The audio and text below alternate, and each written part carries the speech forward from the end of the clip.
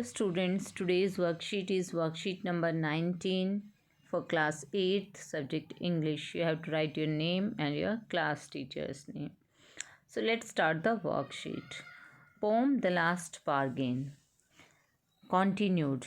Continued is written here because in the last worksheet, I think in worksheet number 17, we did a part of this poem, and now the rest of the poem we will do it now in this worksheet. So let's start it. It was evening, the garden hedge was all aflower. The fair maid came out and said, I will hire you with a smile. Her smile paled and melted into tears, and she went back alone into the dark. The last bargain, इस poem में हमने पढ़ा था in the last worksheet कि there was a man, he was crying to get himself hired, and first a king came to him and want to hire him with his power, and secondly an old man tried to hire him with his money. हमने देखा था last worksheet में कि एक आदमी जो है वो ही वॉज शाउटिंग, चिल्ला रहा है टू गेट हिमसेल्फ हायर, कि कोई उसे हायर कर ले, और एक राजा आता है पहले, जो राजा उसे अपनी पावर से हायर करना चाहता है, बट जो मैन है वो उसके ऑफ़र को एक्सेप्ट नहीं करता है, उसे लाइक नहीं करता है.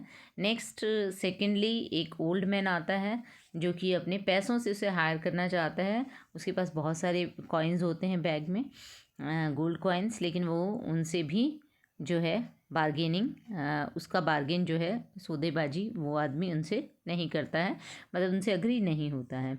अब यहाँ पर स्टेंजा में दिखाया गया है कि इट वॉज़ इवनिंग, वो पहले मॉर्निंग का टाइम दिखाया था जब किंग आया था उसके पास, और आफ्टरनून में दिखाया था जब सब घर बंद हो जाते हैं, तो old man came to him.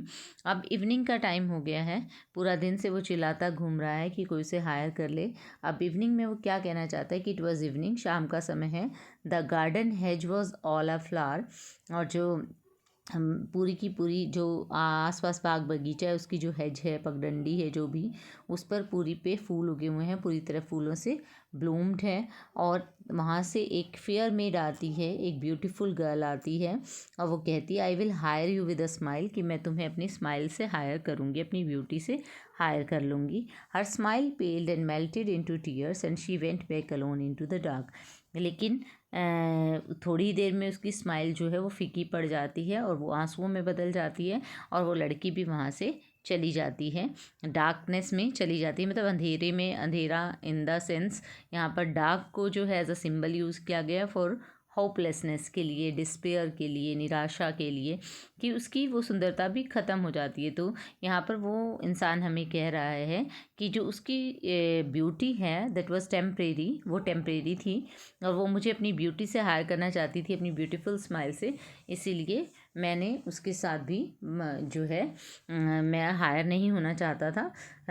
तो जो है वो भी, उसकी जो सुंदरता है वो टेम्परेरी थी, और वो भी ख़त्म हो जाती है और उसके बाद निराशा में चली जाती है. तो ये सौदेबाजी भी उसे पसंद नहीं आती है.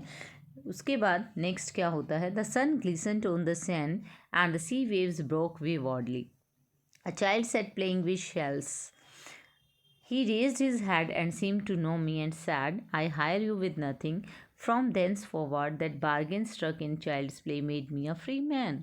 तो यहाँ पर वो मैन कह रहा है कि the sun glistened on the sand and the sea waves broke waywardly, कि अब जो है वो सागर के पास पहुंच जाता है चलते चलते.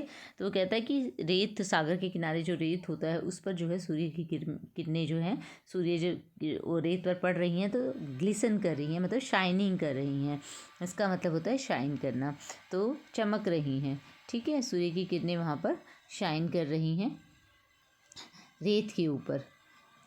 और सी वेव्स ब्रॉक वेवॉर्डली, और जो सागर की लहरें हैं वो जो हैं इस तरह से बह रही हैं. वेवॉर्डली मतलब अनप्रेडिक्टेबली, कि किस तरीके की, कौन से रास्ते पे जाएंगी, किस दिशा में जाएंगी, तो ऐसे ही उनको आप प्रिडिक्ट नहीं कर सकते. इस तरीके से सागर की लहरें जो है चल रही हैं, बह रही हैं. और वहाँ पर सागर किनारे जो है child sat playing with shells, और एक छोटा सा बच्चा बैठा है जो कि वहाँ पर बैठकर शेल से खेल रहा है. शेल होती छोटी छोटी शंख जो होती हैं सिप्पियाँ, उनसे खेल रहा है वो, जो पानी में पाई जाती हैं। He raised his hand and seem to know me, वो अपना सर उठाता है ऊपर की ओर, ऐसा लगता है कि जैसे वो मुझे जानता है। And sad I hire you with nothing, और वो बच्चा कहता है कि मैं तुम्हें जो है किसी चीज़ के बिना ही हायर कर लूँगा, मतलब बदले में तुम मेरे लिए काम करोगे और मैं तुम्हें बदले में कुछ नहीं दूंगा, मैं तुम्हें ऐसे ही हायर कर लूँगा। तो नथिंग यहाँ पर सिंबल है फ्रीडम का, कि तुम्हें कुछ नहीं करना पड़ेगा बदले में, जो है तुम अगर, मैं तुम्हें बदले में कुछ नहीं दूंगा, ना पैसा दे सकता हूँ, ना पावर दे सकता हूँ, ना ब्यूटी दे सकता हूँ, मतलब किसी तरह का कोई बॉन्डेज नहीं है मेरे साथ तुम्हें काम करने में। From thence forward that bargain struck in child's play made me a free man, और उस दिन से ही, उस समय से ही ये बार्गेन जो है, मैं इस बार्गेन ने, सौदेबाजी ने, जो ये सौदा मेरा बच्चे के साथ हुआ, उसके साथ खेल सकता था मैं, तो मुझे उसके साथ खेलने का काम करना था, उसके साथ खेलने के बदले में मतलब मुझे बंध के नहीं रहना था वहाँ पर, तो मेरी आज़ादी ख़त्म नहीं हो रही थी। तो ये सौदा मुझे पसंद आया, क्योंकि उस बच्चे ने मुझे हायर कर लिया और उस बच्चे ने मुझे फ्रीडम का एहसास दिलाया कि आज से मैं एक फ्री मैन हो गया हूँ, मुझे जो है अब आज़ादी मिल गई है।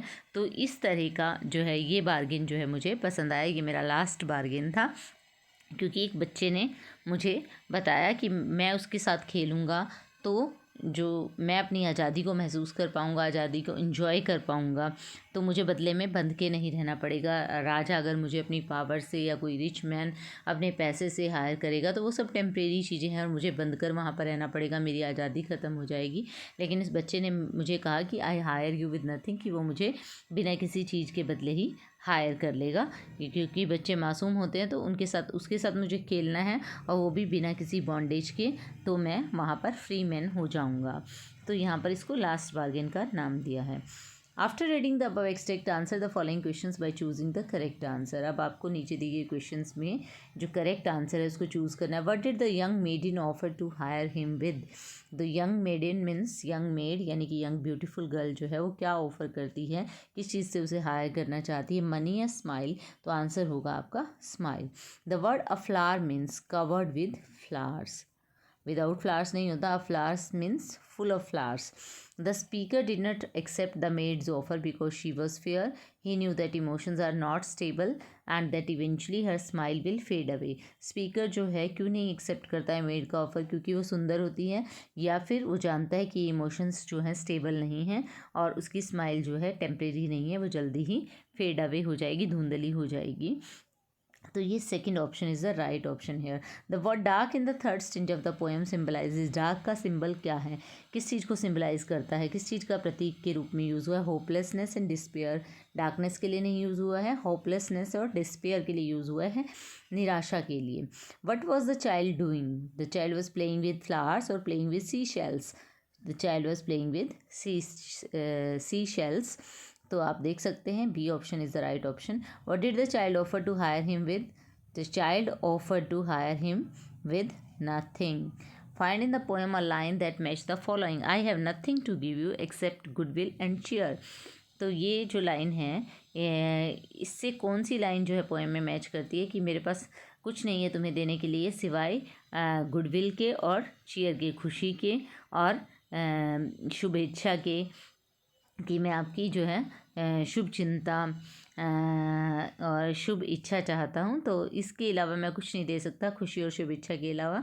तो कौन सी लाइन मैच करती है? I hire you with nothing, I will hire you with a smile. तो कौन सी लाइन मैच करती है? Option is the right answer, I hire you with nothing.